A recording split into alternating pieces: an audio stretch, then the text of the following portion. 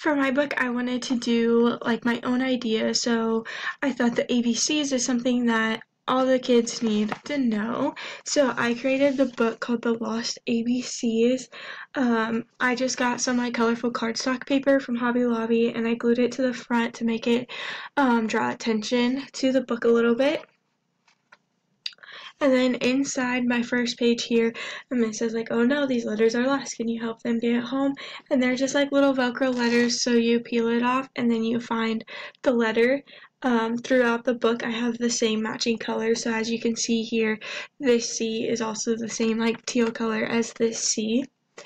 Going along with the letters, I also like put them in creative designs just to add a little more fun to the book.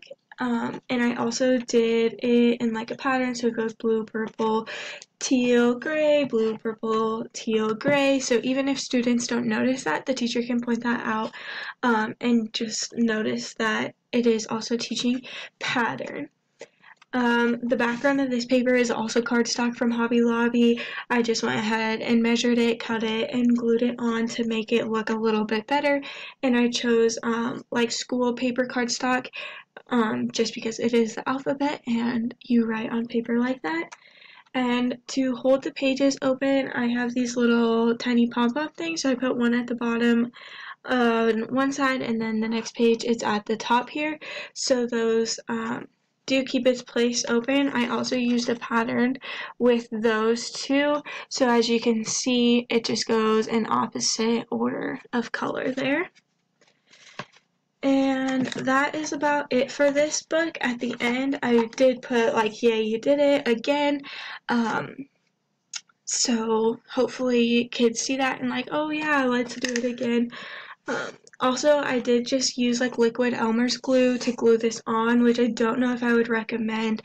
So if I was actually making a book that like I really want my kids to use in the future or to have in my classroom, I might not use liquid glue. It worked on some pages, but other pages it didn't turn out as nice.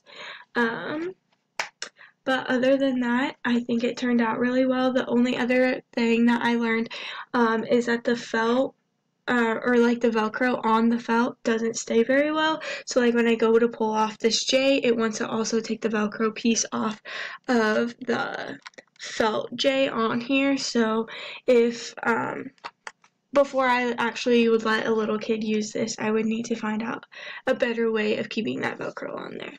But that is it. So here is my